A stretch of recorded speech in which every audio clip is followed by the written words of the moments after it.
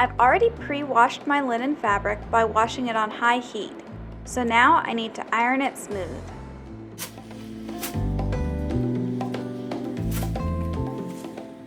Now I'm laying the fabric out flat, trying to get it as smooth and straight as possible. According to the pattern I drafted earlier, the width of my shift should be 25 inches. So I measured 25 inches, starting at the inside edge of the selvage. Then I took a pair of scissors and cut a small slit to mark the spot. This is where I begin my adventure in pulling a thread. Linen fabric is notorious for slipping around and getting all wonky when you try to cut it. The recommended method for dealing with this issue, so that you end up with nice straight pieces cut on the grain of the fabric, is to pull a single thread out of the weave of the fabric. That gives you a nice visual line to cut on. This is harder to do than it sounds. I don't know if my technique for pulling a thread is incorrect, but I spent hours trying to pull a thread because it kept breaking on me. I can't decide if it was worth the effort or not. It did provide me a nice straight line, and I was definitely able to cut my pieces so much straighter than I would be able to do otherwise. But it just took so long and was so frustrating. Once I had two pieces of fabric that were 25 inches wide, I lined them up and pinned them together. Then I measured the length of my bodies, 38 inches, and pulled another thread. This time I managed to have more success pulling a thread. To keep the thread from breaking, I tried to keep it as parallel to the fabric as possible to reduce the stress and friction involved. I also twisted the thread as I pulled it out of the weave to give it more strength. This didn't work perfectly, but I was able to work in much larger sections before the thread broke. When a thread did break, I used a seam ripper to find the same thread and nudge it up out of the fabric so I could grab hold of it again. If you have an improved method for pulling a thread, please leave it in a comment below. I would greatly appreciate it.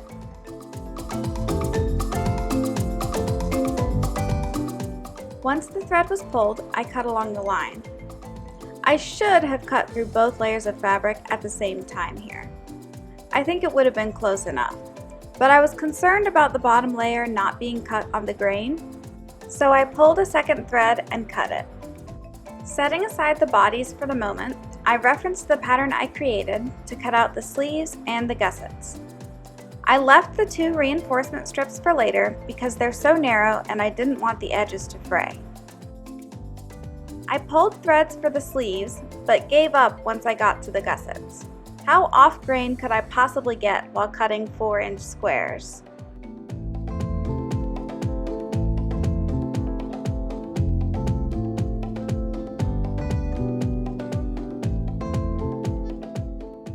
The next step is to sew the gusset to the sleeve.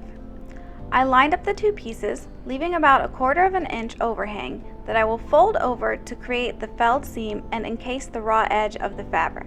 I used historically accurate linen thread, and it's necessary to draw it across beeswax to provide additional strength and to make it slide through the fabric easier. Using a backstitch, I sewed across the length of the gusset 1/2 inch in from the edge of the sleeve. It's important to sew with the overhang fabric up so that the pretty side of the backstitch is what ends up showing when the seam is complete. Flip the fabric over and finger press the seam open.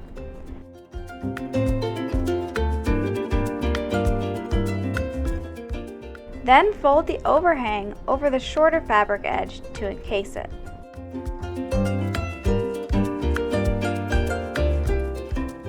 Hem stitch along this new folded edge, traveling through all fabric layers. Your stitches will be visible on the other side, so make them as small and neat as you can.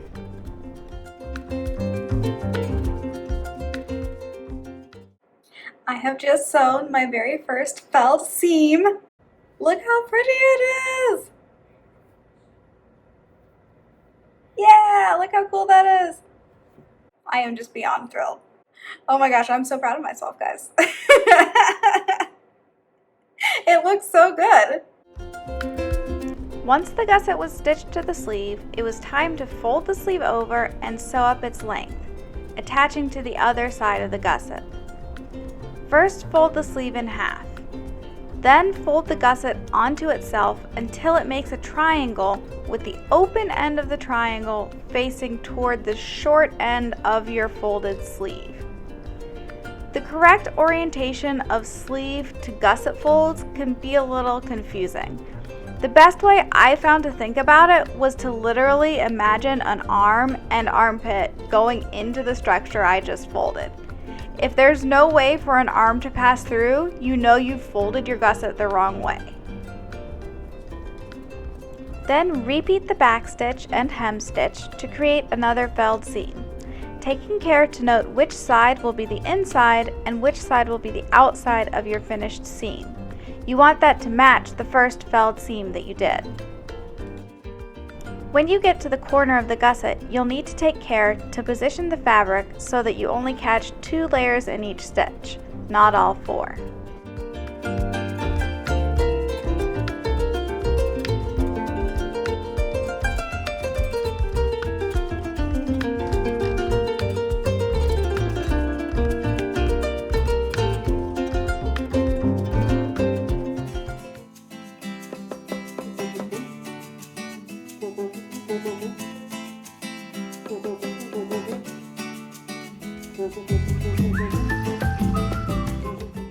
Again, when you get to the corner of the gusset, it may be a little awkward to fold the edge over.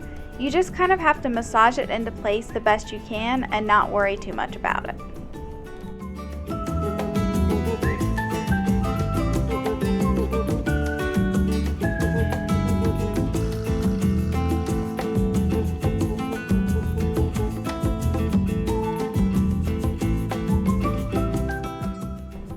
Once both sleeves were done, it was time to cut out the gores and bodies.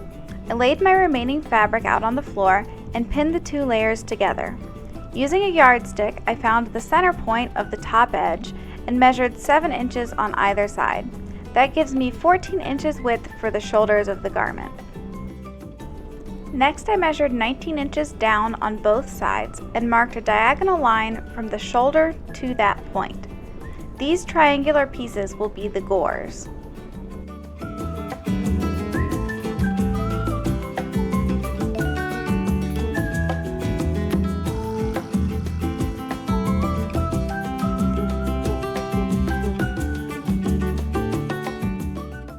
After having done the sleeves, this next part was easy.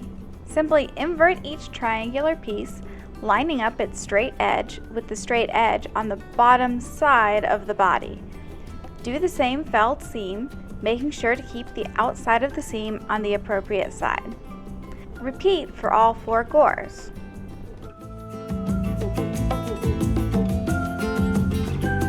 I have just done something really stupid. I think I've been sitting here sewing for about 40 minutes. And I have just realized after I got done pressing open my seam to prepare to fell it that I did my back stitches on the wrong side. So now I have to decide if I want to take out that entire row of stitches or if I just want to say, who's gonna see it besides me? So let me show you guys what I'm talking about here.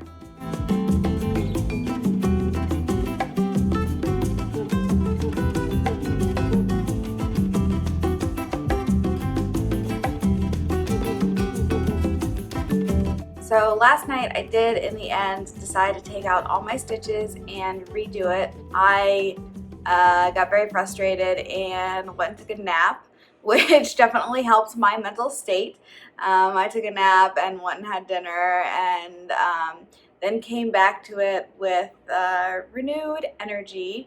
So now I have my first gore in place and I have 3 more to do.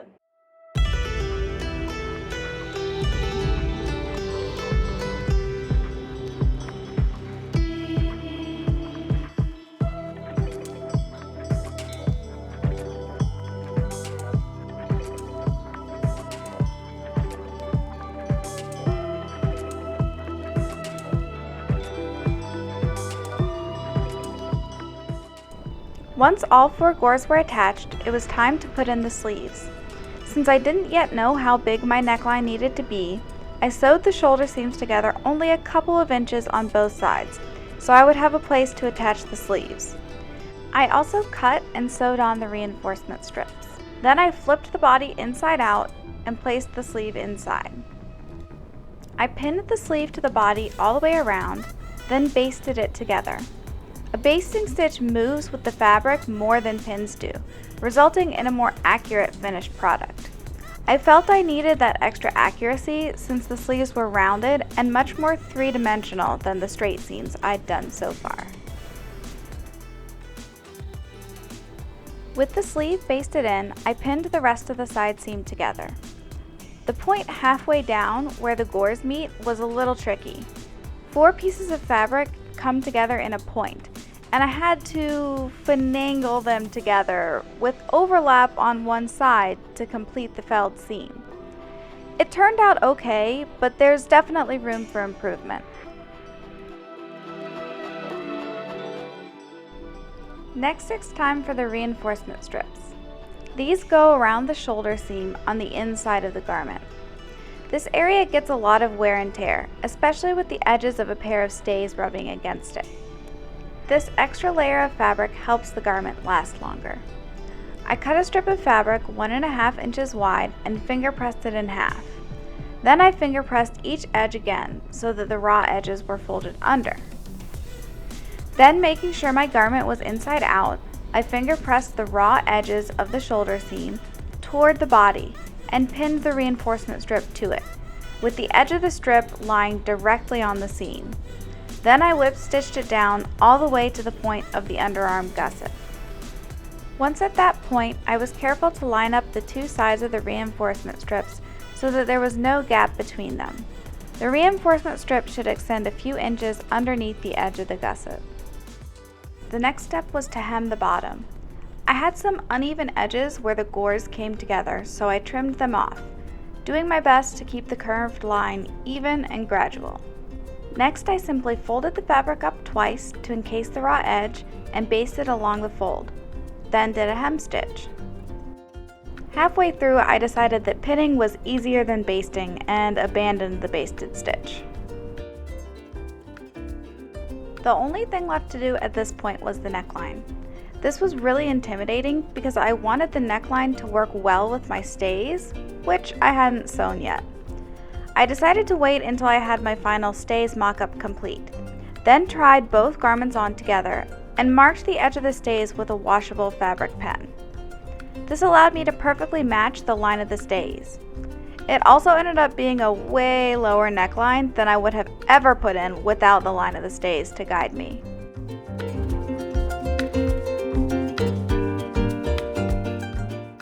With the horizontal line in place, I estimated the vertical drop from the shoulder and marked that with pen 2. Then I cut out the middle, stopping about an inch before my markings. Cutting out these large sections of fabric will make the garment fit a lot differently, and it's really easy to cut off too much fabric. I wanted to avoid the potential problem of having it slip off my shoulders. Trying it on after making these first conservative cuts should help me do that. I also marked and cut a small amount on the back of the shift. After trying the shift on, I had a better idea of how it was going to lay on my body with the fabric removed. I fine-tuned my markings, creating a smooth curve slightly closer to the center than my previous marking, then cut that out. I also deepened the opening in the back.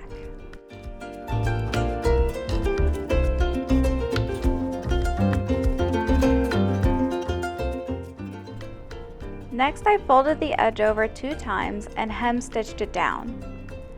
I was a little concerned that folding the edge over twice would distort the shape on the curves, but the linen had enough bias stretch to handle it. And here's the finished product. I can't believe I actually stitched the entire thing by hand.